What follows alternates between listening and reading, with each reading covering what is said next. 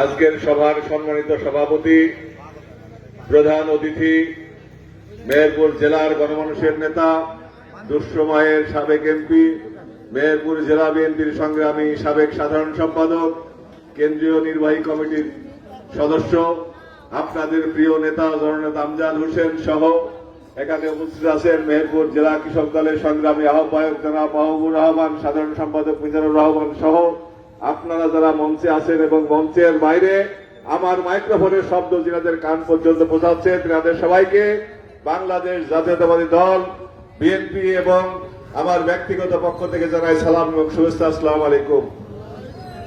সংগ্রামী সাথী বন্ধুরা, আপনারা কেমন আছেন? ভালো আছেন তো? ভালো থাকার কথা বন্ধুরা আমার, কারণ 17 বছর মন খুলে কথা বলতে পেরেছেন? কথা বলতে পারেননি।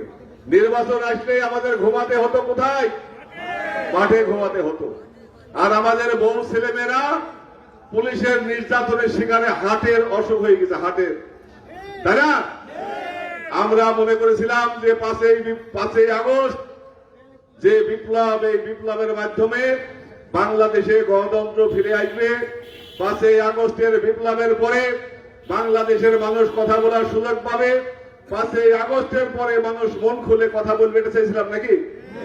মানুষ ভোটাধিকার ফিরে পাবে, তার ন্যায্য কৃষকের উৎপাদিত ন্যায্য পণ্যের ন্যায্য মূল্য পাবে এবং কৃষক শ্রমিক মেহনতি মানুষ তাদের ক্রয় ক্ষমতা নাগালের মধ্যে থাকবে, এই আশা ছিল বন্ধুরা নাকি? কিন্তু সেই আশা এখনো বাস্তবায়ন হয়নি। আমার এই নেতাদের বক্তব্য থেকে শুনলাম যে 5 তারিখের আগে আওয়ামী লীগ যে কথা বলতে পারবে ভাবলো চেয়ারম্যানকে, সেই কথা আমার বিএনপি করে বলেছে। এটা অত্যন্ত দুঃখজনক বন্ধুরা আমার। রসমানের বাংলার ভয় করেনি, আওয়ামী লীগের রক্তচক্ষুকে ভয় করেনি, আর সামান্য তেলা পোকা সিটকারি থেকে ভাবলো ভয় করালো। ভয় করালো, আমরা কি ভয় করালো বন্ধুরা আমার? বহুত দিন হাজত খেটেছি, হাজতে এক সময় পুলিশের অবনী আমাকে বলতো যে ভাই আপনি চোর না ডাকাত, এই আজকে ধরলো 3 দিন পরে জামিন হওয়ার পরে আবার পুলিশ ধরলো, এইরকম অবস্থা কিছু বন্ধুরা আমার। সেই অবস্থাকে ভয় করিনি। নাহিদ এসপি 14 সালে নাহিদ এসপি আমাকে ফোন করে বলছে আপনি কোথায়? আমি বললাম বাইরে আছি। বললো ঢাকায় থাকেন, দিল্লি থাকেন আর লন্ডন থাকেন, যদি একটা কেন্দ্রে যদি অঘটন ঘটে তাহলে আপনার বউ ছেলে মেয়ে হাজত যাবে। জানে পানি কি থাকে বন্ধুরা আমার? তার সেই রক্ত চক্ষু উপেক্ষা করে আমি তাকে বলেছিলাম আমার যদি সক্ষমতা থাকে তাহলে ভোটের আমি বিরোধিতা করবো, আপনার বাংলার ক্ষমতা আমার। সেই ক্ষেত্রে সব জায়গায় সব কথা বলতে যান না বন্ধুরা আমার। আপনি আমার ছোট ভাই, আপনার সাথে দীর্ঘদিন রাজনীতি করেছি আমি, আপনার প্রতি আমার মহব্বত আছে, আপনার ফ্যামিলির সাথে আমার সম্পর্ক। এই সব কথাগুলো কানে আসলে অত্যন্ত কষ্ট লাগে বন্ধুরা আমার। কষ্ট লাগবে না? লাগবে না? যে কথা আওয়ামী লীগ বলছে সেই কথা যদি বিএনপি বলতে কষ্ট লাগার কথা না? আমরা কিন্তু 17 বছর সংগ্রাম করেছি কার বিরুদ্ধে? স্বৈরাচারী হাসিনার বিরুদ্ধে। যে হাসিনা আমার ভাই ইলিয়াস হোসেনকে গোপ করেছে আইনাঘর থেকে, যে হাসিনা আমার ঢাকার নেতাদেরকে খুন করেছে, যে নেত্রী আমার ভাই লামলুকে প্রকাশ্য দিবালোকে হত্যা করেছে, যে আওয়ামী লীগ আমার ভাই ধানখোলার মিলনকে হত্যা করেছে, সেই আওয়ামী লীগের বিরুদ্ধে আমরা দীর্ঘ 17 বছর লড়াই সংগ্রাম করেছি। ঠিক না বেঠিক ভাইরা আমার? আমরা এখন পিছপা হয়েছি। 14 সালে সামনে বিজিবি 5 গাড়ি বিজিবি সামনে, আর পুলিশ আর ইএনও সাহেব মাঝখানে আমরা অবস্থান ধর্মঘট করছি শিশির পড়ার মোড়ে বন্ধুরা আমার। সেই দিন অসংখ্য মানুষ আমার যে নেতা আমার বিরুদ্ধে কথা বলছে সেই নেতার দায়িত্ব ছিল হচ্ছে মিছিল নিয়ে যাবে, সে কিন্তু মিছিল নিয়ে গেছে। তাহলে যে নির্যাতন নিপীড়ন আমরা সহ্য করেছি এবং আমরা যে গুণের মুখে আন্দোলন করেছি, এখন তো ভালো সময় নাকি? এখন তো ভালো সময়। এখন খারাপ কথা বলার সময়, এখন ভালো কথা বলার সময়। ভালো কথা বলেন। এই যে লোকগুলো আছে, এই লোকগুলা যদি আপনার নেতা মনোনয়ন পায় আর এই লোকগুলো যদি বিমুখ হয় তাহলে আপনার নেতা কি এমপি হবে? হতে পারবে? তাহলে দলের ভিতরে আপনার নেতাদের পরিচয় থাকতে পারে। সেই পরিচয় যদি গ্রাম পর্যায়ে নিয়ে যান তাহলে আপনার নেতা মনোনয়ন পাইলে ধানের শীষ নিয়ে আসলে ধানের শীষ থেকে ভয় পায় বন্ধুরা আমার। আপনাদের আচার আচরণে ধানের শীষ থেকে ভয় পাবে। এখনো তো মনোনয়ন পাননি, শুধুমাত্র আহ্বায়ক কমিটির আহ্বায়ক হয়েছেন।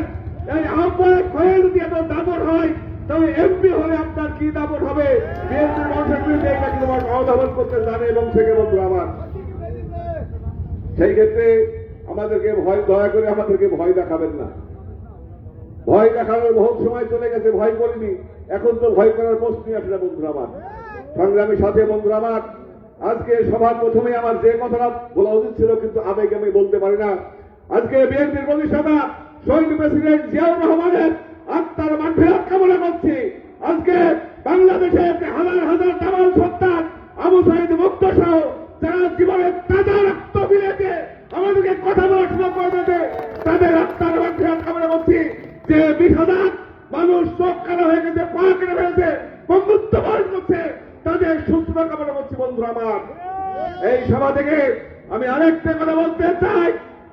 আমার উল্লামান সাহেব আমাদেরকে বলেছিল যে যারা মামলা খেয়েছে, হামলার শিকার হয়েছে, যারা 17 বছর রাজমানে ছিল তাদেরকে বাদ দিয়ে কমিটি হবে না বন্ধুরা আমার।